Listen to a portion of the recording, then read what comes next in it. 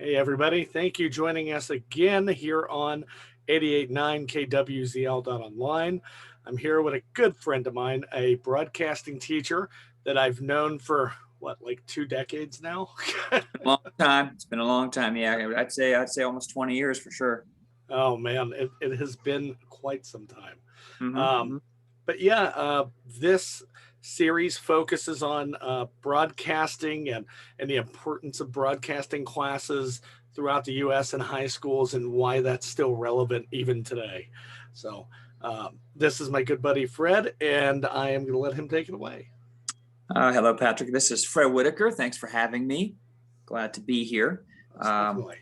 I am a high school teacher at Warren G. Harding High School in Warren, Ohio, and have been there for 21 years now. And 17 of those 21 have been as a broadcasting and video editing teacher for our program, WSCN. So it's been a great joy of my life to be a part of this program for so long. It started in 1992, and I started doing it in, I think, 2004, maybe is when I started doing it. So it's been Sounds quite a long, about right.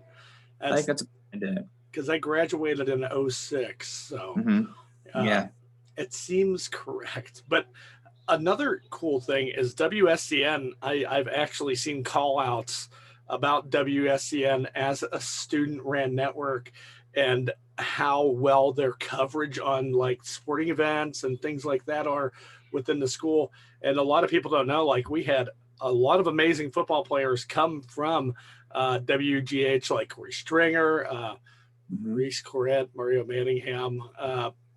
Their outside lives have no bearing on this, but Yeah. WGH itself is a powerhouse for sports and stuff, and to have an in-house editing type thing like that where the students participate and they're the ones doing the anchor work and the sportscasting work, like that's amazing. This has been really, COVID has obviously been a terrible situation, but through this pandemic this year, we've experienced our biggest year of growth ever because the school board, we had actually petitioned the school board and our superintendent to support us with some new equipment. And a few students had come in and talked to the board, and they approved us for a budget for this. And then right as soon as we got the equipment, the pandemic happened. Oh And so no. we've been able to, but it's been, I mean, it's been terrible, but it's been good for us because we've been doing every home game Yeah. all year on our YouTube channel. We've got a couple thousand subscribers now. And yeah, so it's actually been, although it's been a terrible situation for education in general, for WSCN, our program has grown exponentially over That's the last. amazing. That's absolutely amazing. And one of the main things is when it came to being at WGH, I was always the shop rat. I was that guy. But as I grew, You were there uh, with Mr. We were there with Mr. Carr across the hall. oh yeah, always. And I still keep in contact with him. He's a great guy. I have him to thank for a lot of my skills and a lot of Wonderful. my interests. But unknowingly, you actually influenced a lot too, because it was always seeing the equipment and like the control room and stuff in your class that made me, always have this back of my mind spark. And here I am now. I'm doing voiceover work. I'm doing podcasting. I'm doing, and these, I know I can tell you so much about audio equipment. It's pathetic. Um, Yes. you know, but the thing is with that, is it was that spark of seeing those fellow classmates when I was in high school on WSCN. I've always had a face for radio. So, I mean, this just proves it because, my YouTube videos don't go anywhere, but my everything I do that involves my voice gets a lot of feedback, and I get a lot of outside work um, Hey, just because of my voice. a strong voice is better than anything else. If you got a strong voice, that's really, that can take you a long way for sure. I think that term's called butterface, right?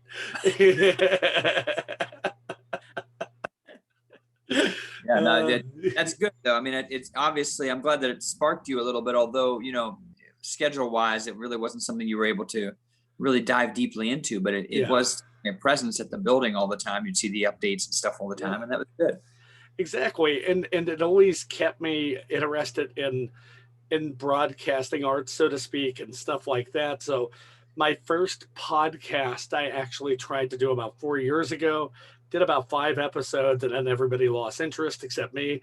So that fell. And then I did another podcast, and that went 10 episodes, and we had, um, you know, we had a good following, and people lost interest in that. Well, sorry, it was people within the group that lost interest. So it was like, okay. But this one, this is different than anything else. Weasel Media Group is actually we are registered as a 501c nonprofit. And Nice. our mission goal is like where people like you come in. Because our mission goal is to stress the importance of broadcasting classes, stress the importance of knowing how to use new equipment and new programs such as Hindi and Audacity, a freebie, all kinds of good stuff. And this whole thing, like I have an FCC license now for a radio station just so I could keep KWZL call letters. Nice. And it's like, we did all this. It all started off as a joke. It started off as a joke on a one-on-one podcast where people can message in on an app. Right. And, we got to thinking about it, and like, it's like, we could really do some real good with, this. And so we are in the process right now of filing for a 501c3. And again, our mission statement is to put together care packages from companies like Youre and Samson and Blue. And we're going to put those together, and we're going to send them off to high schools that have little or no broadcasting presence whatsoever, so that students can begin with the simplest of things, your voice. Right. That takes no video equipment, that takes nothing like that. And I literally run my Blue Yeti through my iPhone on most of my shows. And a lot of people didn't know you could do that. I'm like, no, it just takes, finding the right thing. And so many new options now, so many great options technologically that are fairly inexpensive. Exactly. It's like, I did a time-lapse video the other day. I have an iPhone 12 Pro Max, which is the newest one out right now.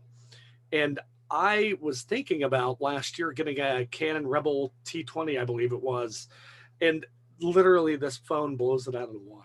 Yeah. Most of the broadcasting camera, most of the handheld cameras that I have from a few years ago are lower quality than the ones that the kids have in their pockets now. So, I mean, just the fact that they have access to video technology at any point right there in their pocket is nice for you work outside. I mean, just look at GoPro. The Hero 8 can do so much. Like, it can even do Wi-Fi sending. Right. And a lot of people don't take into account how far technology has come. A lot of people see like old TV shows showing TV sets and stuff and think that that's what it still is. Like, right. There's these huge, gigantic cameras. Cameras are so small now when it comes to production and stuff. But, one thing that's never going to change is we are still going to need people that have that interest. And, and not, I mean, they say if you do something you love, you never work a day in your life, And that's what I feel about everything that's happening with me. And I got to say, you're one of the people, unknowingly to you, you influenced my decisions as far as that, because I was like, there's tons of options and there's tons of ways to go about it. But you and everything that you've done and showed me throughout the years showed me that, you don't have to have a large budget to get something great off the ground. And this whole KWZL thing, it was born out of fun. It was, it wasn't born because, we feel like we needed to do something. It was, it happened because we were like, let's do something. Right. So, Excellent. And one of my questions for you is where do you see the relevance of broadcasting classes in the next 5 to 10 years in normal high schools? Do you think more high schools should adapt a program? I mean, I think it's a great idea. Broadcasting itself to someone on the outside seems like it's a narrowing field because, you know, you have a lot more of the delocality of broadcasting entities. You have a lot more of these larger corporations owning many networks and many stations. And so people Yep. think that, oh, that means that broadcasting is shrinking in relevance. However, I think that if you see that, you know, podcasting itself is, you know, one of the fastest growing Yeah. multimedia entities, it makes billions of dollars a year. So, you know, podcasting is just one more web of what broadcasting is. Exactly. I think one of the biggest things about podcasting is because of the pandemic, a lot of great apps actually came out of it. Like Mhm. you have Spoon, you have Stereo, you have Anchor was already around, but it's grown Mhm. exponentially due to a lot more people uploading their things to it.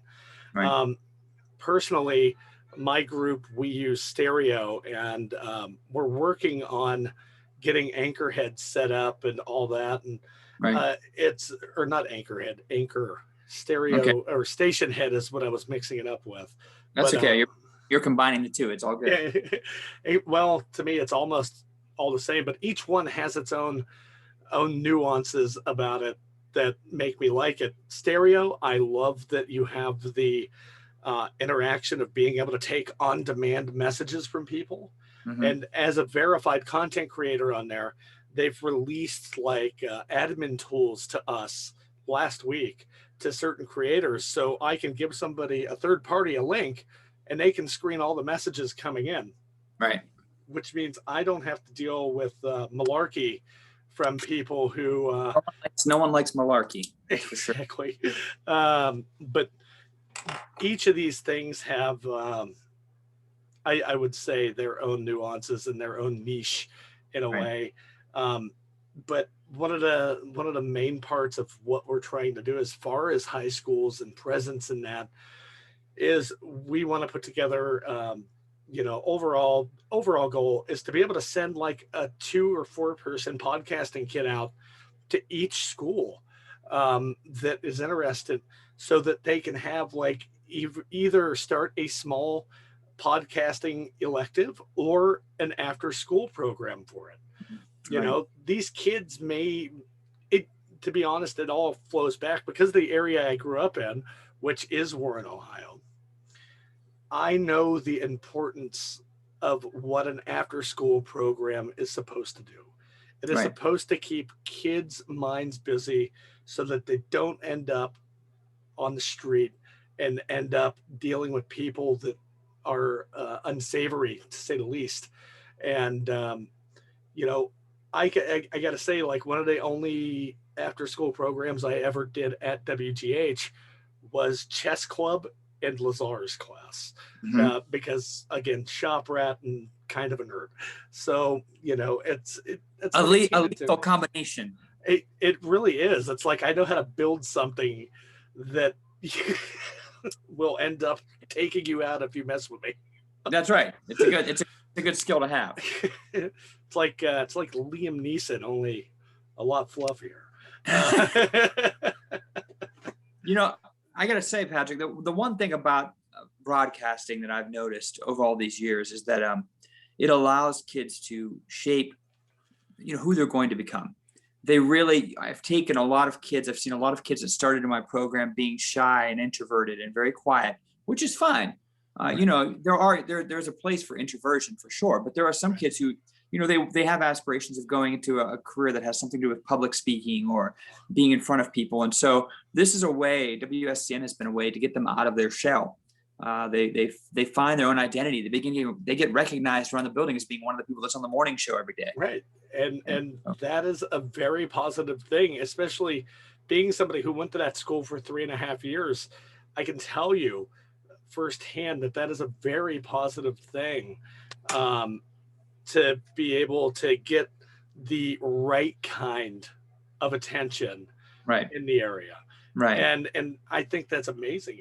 And being able to interact uh, with fellow students on a different level other than gossip, that means the whole world to a lot of people because not everybody's into the drama.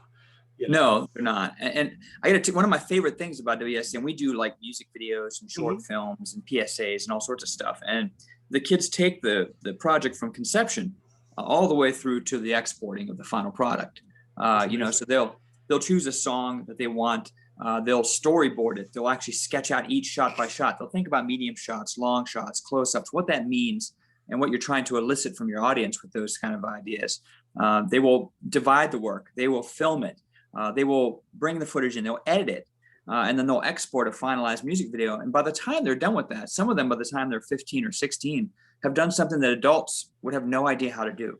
Uh, Exactly, and I, exactly. Like when I was getting into it all, I had to learn how to do that. I had to learn how to use programs like Audacity, Adobe Premiere, Adobe Rush. Actually, Adobe Rush is one of my favorite things because it is literally targeted for YouTube videos. You mhm, throw it in there, it's like, here you go. It's almost done as soon as you import the file, and I love it. right, right. But I've had to learn how to use Photoshop, the Adobe suites themselves, Mhm. GIMP, Inkscape. Inkscape is like my favorite thing to use because I do T-shirt designs every now and then, Oh, nice. Okay. and it's super simple to get a quick PNG out of it.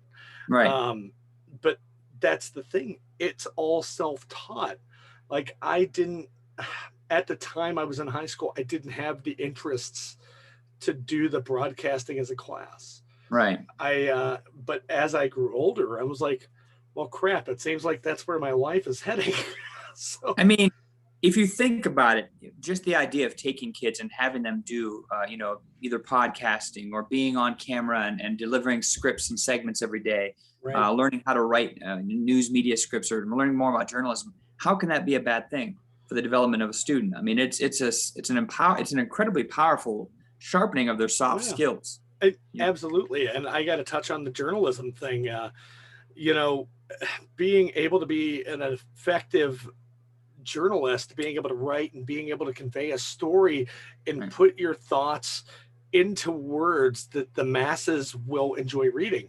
That is a skill in itself. I've had a lot of people approach me over the last 2 years specifically when I started doing more blog things and things like that. They're like, holy crap, we had no idea you could write. I mm, was like, look, it's punctuation and grammar. It's not that hard. And, mhm, you know, you, I like sticking to, I wouldn't say bandwagon fallacies, but I would say I don't write about controversial things mhm, because I don't feel the need to drum up that kind of energy. I can get right, views without that spark of negativity that a lot of mm, people like feed on. And what you do, I've never seen from WSCN. Like I follow the YouTube channel, I follow the Facebook page. Um, I've never seen in the 15 years I've been on Facebook, or well, yeah, 15 years I've been on Facebook. I've never seen anything negative come out of those pages since I've started following them.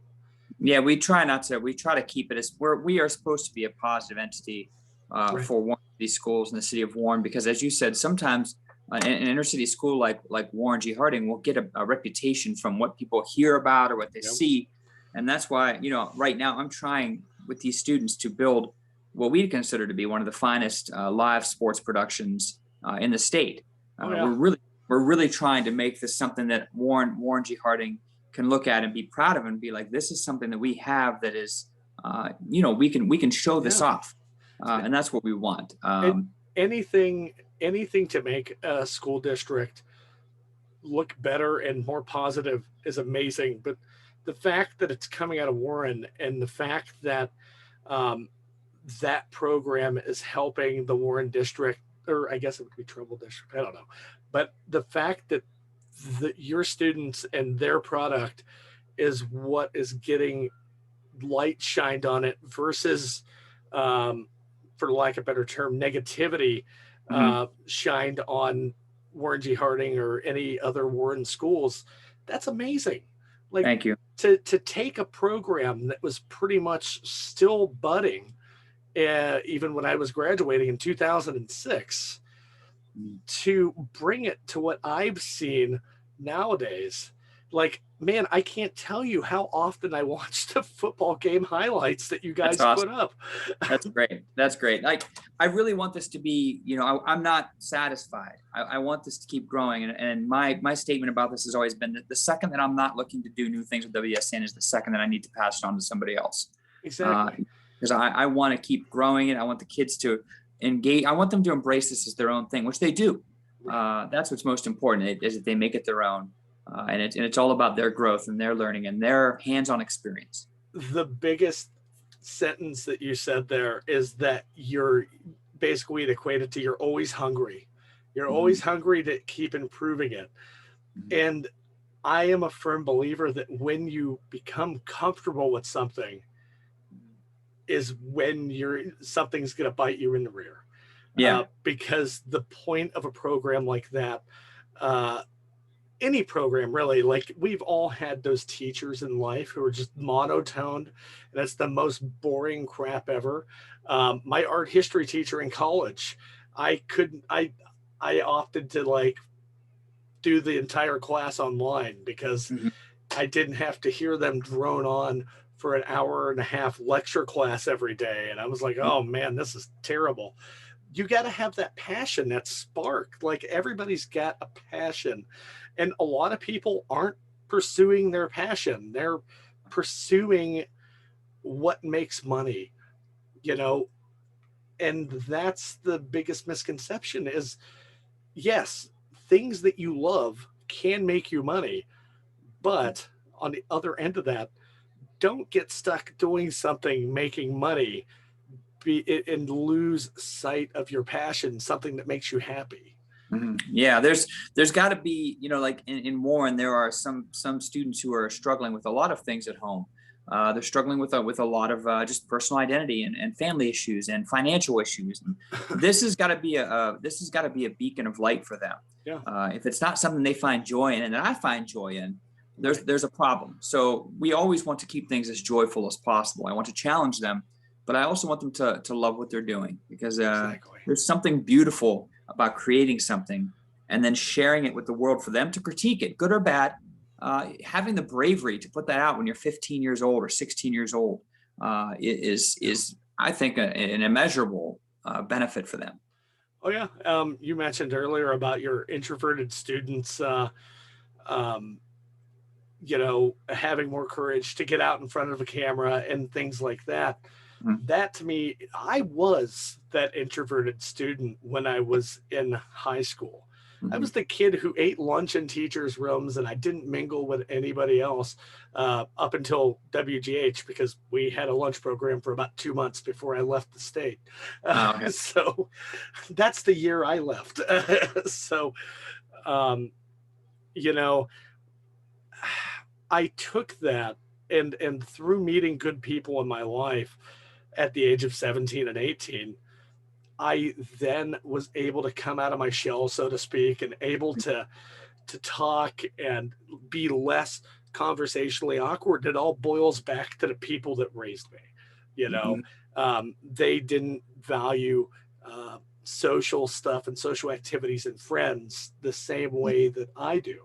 So I took all that and I put it into positive stuff and completely changed my attitude. I was a terrible kid. Like, I think about it now, my teenage years, I was terrible.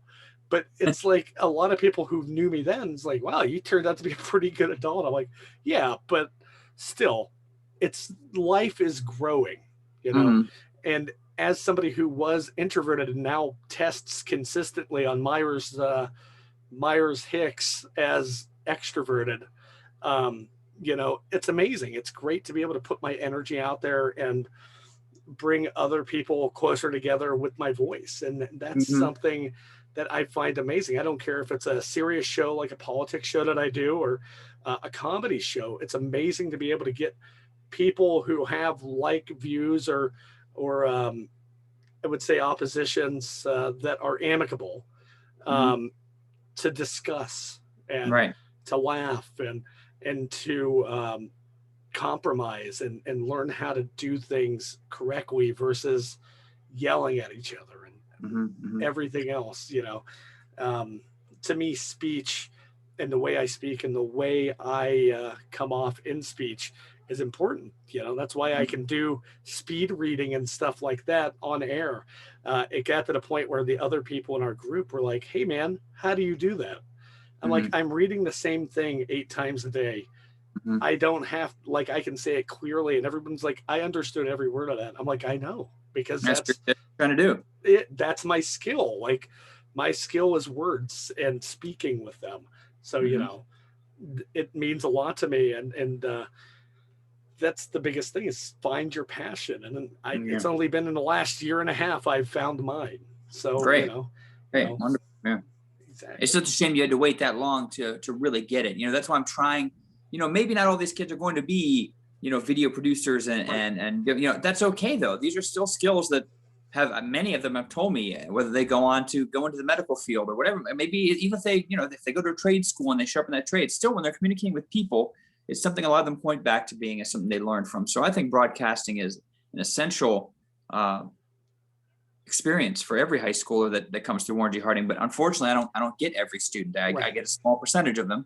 But that's the ones that I get. I want it to be as pleasant and as much of a growing and learning experience as possible. What you do is you give kids the stepping stones and the beginning tools of open and queer communication, and being able to convey a message to the masses on a scale that a lot of high school, like when I went to Tennessee, I was expecting my high school to have a broadcasting class. I was expecting it. No, not at all. And so I ended up taking greenhouse as an elective.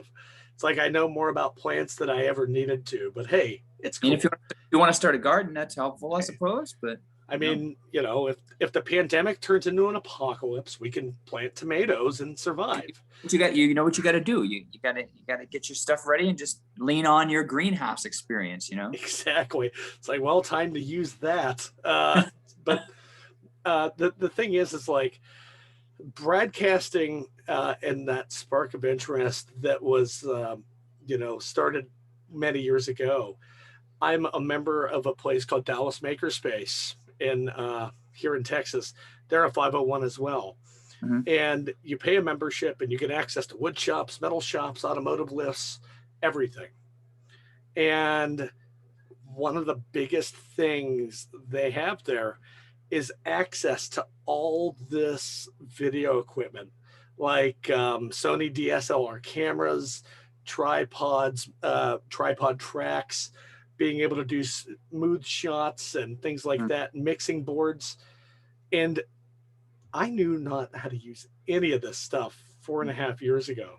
Right. And I went in and I started putzing around with the stuff and figuring out how to use it. And I'm more of a person like, yes, show me how to use it, but also don't helicopter manage me when I'm trying to learn, because I want to be able to get it myself. And if somebody's showing you the steps, you're more than likely not going to remember the steps. So no, you got to show them, you got to tell them, and you got to have them do it themselves. If you don't, exactly. that gives every kind of learner a chance. If you only tell them, or you just point to them and show it to them, but physically touching it, sometimes that gets the learners you might miss with the other two techniques. So exactly, there's visual, audio, and hands-on learning. And that's basically. Oh my God, my nephew, he's crazy. He likes the auditory part. He's a very auditory. I've turned a 36-inch by 4-foot closet into a recording studio. Nice. And again, it goes back to wanting to do it professionally. So I noticed my mic picked up a lot of outside noise when I was out in the living room. Not only him, but this gives me a space to be able to go.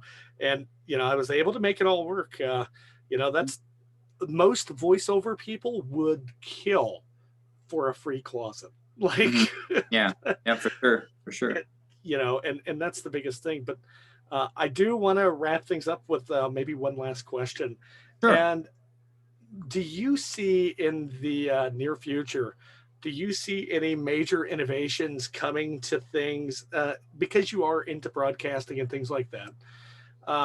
What are your thoughts on the current situation of movies in Hollywood and how they are releasing things now via like streaming services versus the like theaters and such? Well, I think people want to return back to a point where they're going to theaters again because people like the experience. It's a night out kind of Exactly. thing. Yeah, so I think that once this whole pandemic thing passes, that will return. But I think that this more move to an on-demand thing has been obviously underway for a long time, and Yeah. I think that everyone has seen this coming. People like convenience, Yeah. and so even I think even once the pandemic goes away and we're back out and doing going to movie theaters and getting big stadium sized things of popcorn and watching Right. films, I think that the idea of having things on demand and right here in your home is too convenient, and that's why you've seen all the video stores and they're all disappearing Oh because yeah. Even no one needs. Redbox is pressed now, Right. Unless you're in There's a rural area, then Redbox is still alive and well. still But hot stuff, but just like all the department stores that used to kind of cater to the older crowd, eventually they start to go away because the technology has moved, and even as myself in like my early 40s here, even I'm struggling to try to keep up with what's going on. It happens right. so quickly, It, but it's I crazy. think It's almost like things change on an hourly basis sometimes. I know Mhm. they're in the beginning with the pandemic. It seems like every day there was new protocols, and Right. then an article revoking the protocols from the day before. Right. It's like, No, it's so fast. I mean, things like what we're doing with the video production now. The stuff that the kids are using was 3 years ago not possible. So it just and even the stuff we got less than a year ago, that stuff already becomes archaic. It's because absolutely.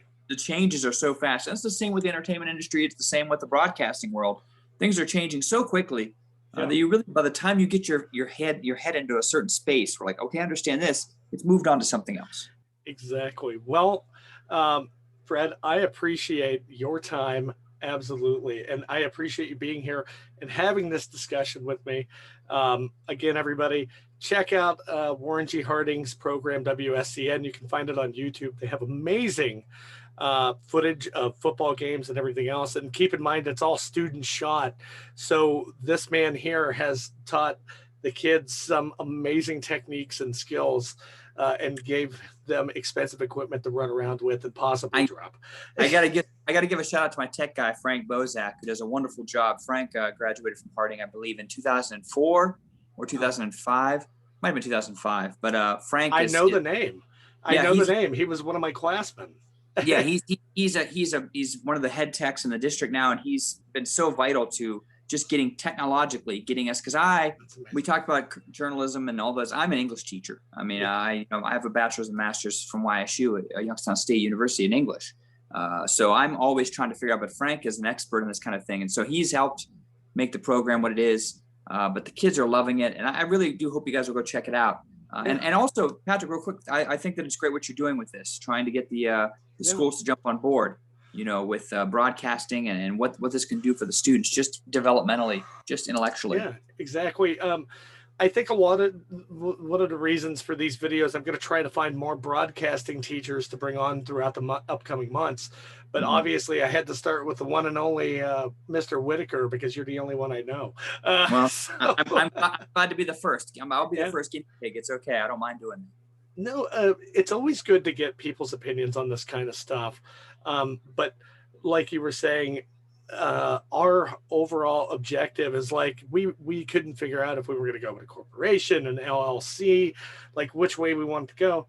I was Mhm. like, well, why don't we do a 501c3 educational? And that way we have the possibility to reach out to these companies to be able to help high schoolers and high schools that have absolutely no media presence Mhm. to be able to help craft a program for them, Right. instead of just, hey, you get a choice of what is it, like art and gym, like that's Yeah, about it at most high schools. you might get art, gym, maybe music if you're Yeah. gonna, if you're lucky. But I mean, the electives are limited. And, I'm just happy to provide one more choice at Warren G. Harding for something people can do. That was one of my favorite things about WGH is that I had those choices of electives. I was able to um, pick more than the run of the mill stuff. And I Right. got to give credit to Volunteer High School in Churchill, Tennessee, too. I only spent 4 months there because that's when my family decided to move. Um, Well, and, but spent 4 months there. Uh, their wood shop program was great. Their metal shop was okay. They actually had auto body and, pardon me. sorry. And, but yeah, most definitely, it's definitely been a pretty good thing to see two different high schools in my lifetime that had amazing programs for Right. Right. students. Excellent. Um, but yeah, again, I appreciate your time, and I am super happy that we were able to get the Yes. internet during Snowmageddon to work. Yes. Everything's Uh, working. So thank you so much for having me. I yeah, appreciate your. most definitely. Have a great day.